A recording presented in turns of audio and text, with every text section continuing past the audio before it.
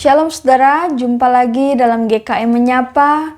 Mari kita membuka firman Tuhan yang terambil dari Matius pasal 25 ayat 1-13 yang berjudul Gadis-gadis yang bijaksana dan gadis-gadis yang bodoh. Pada waktu itu hal kerajaan sorga seumpama 10 gadis yang mengambil pelitanya dan pergi menyongsong mempelai laki-laki. 5 diantaranya bodoh dan 5 bijaksana. Gadis-gadis yang bodoh itu membawa pelitanya tetapi tidak membawa minyak. Sedangkan gadis-gadis yang bijaksana itu membawa pelitanya dan juga minyak dalam buli-buli mereka. Tetapi karena mempelai itu lama tidak datang-datang juga, mengantuklah mereka semua lalu tertidur.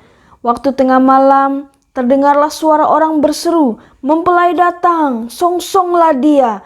Gadis-gadis itu pun bangun semuanya lalu membereskan pelita mereka.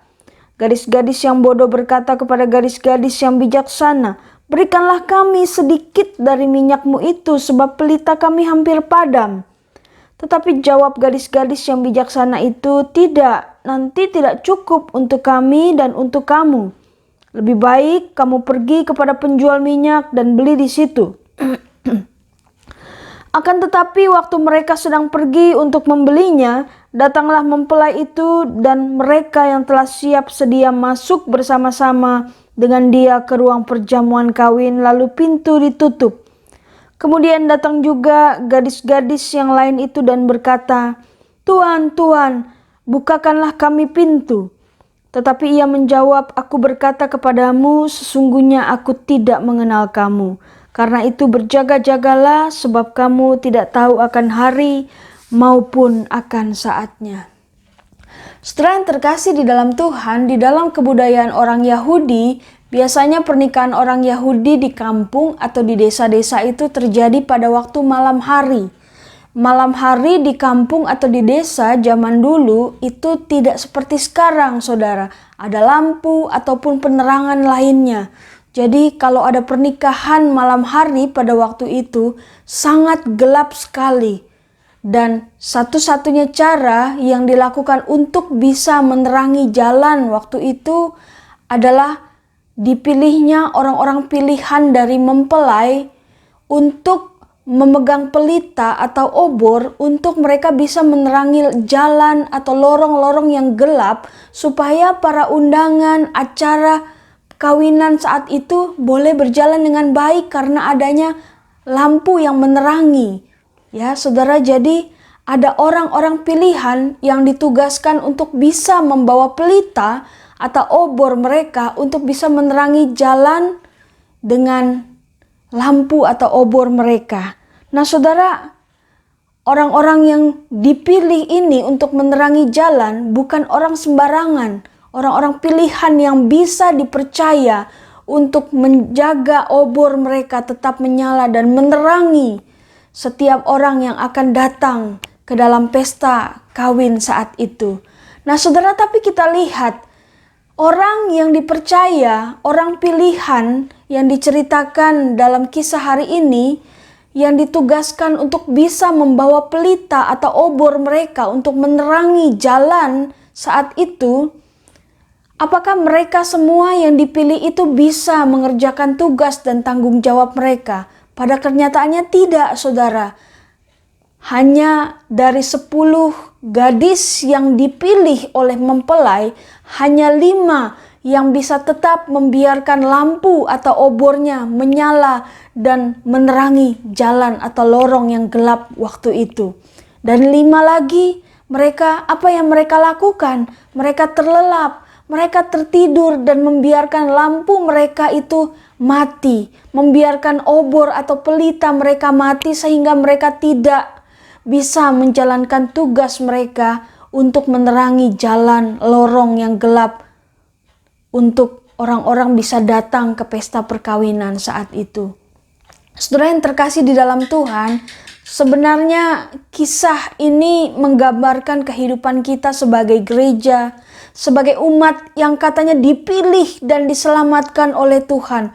Kita katanya adalah umat pilihan, tapi seringkali saudara sama seperti 5 gadis bodoh tadi. Orang pilihan Seperti dengan kita, umat pilihan yang punya tugas untuk bisa menerangi jalan hidup orang yang gelap, untuk bisa mengabarkan Injil supaya mereka boleh mendapatkan sukacita yang sejati.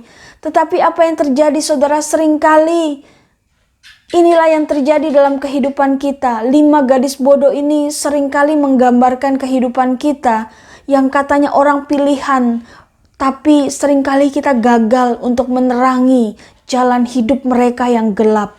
Saudara, seringkali kita seperti gadis bodoh tadi. Apa yang kita lakukan? Kita bukan sigap untuk selalu bisa menerangi jalan hidup orang yang gelap, memberitakan Injil kepada mereka. Tetapi apa yang kita lakukan dalam hidup kita? Seperti gadis bodoh tadi, kita terlena, kita terlelap. Seringkali kita terlena dengan urusan pribadi kita. Seringkali kita terlelap hanya memikirkan diri kita sendiri, memikirkan keluarga kita, memikirkan cita-cita kita, tanpa kita tahu tugas dan tanggung jawab kita untuk bisa menerangi jalan hidup mereka yang gelap. Saudara yang terkasih di dalam Tuhan, kita adalah orang pilihan, tetapi apakah kita seperti 5 gadis yang bijaksana, ataukah seperti 5 gadis yang bodoh tadi? Saudara, kita lihat ke-10 gadis itu adalah orang-orang pilihan. Tetapi kita lihat ketika mereka tidak bisa melaksanakan tanggung jawab mereka untuk menerangi jalan yang gelap malam itu. Apakah ke-5 gadis bodoh tadi diizinkan masuk mengikuti pesta perkawinan itu?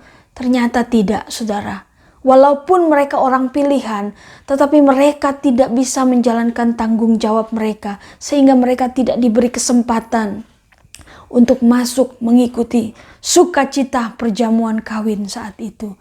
Saudara, kiranya firman ini boleh terus menegur kita, untuk kita terus boleh menjadi umat pilihan Allah yang mengerti tugas tanggung jawab kita untuk menerangi jalan kehidupan mereka yang gelap, memberitakan Injil kepada mereka yang putus asa.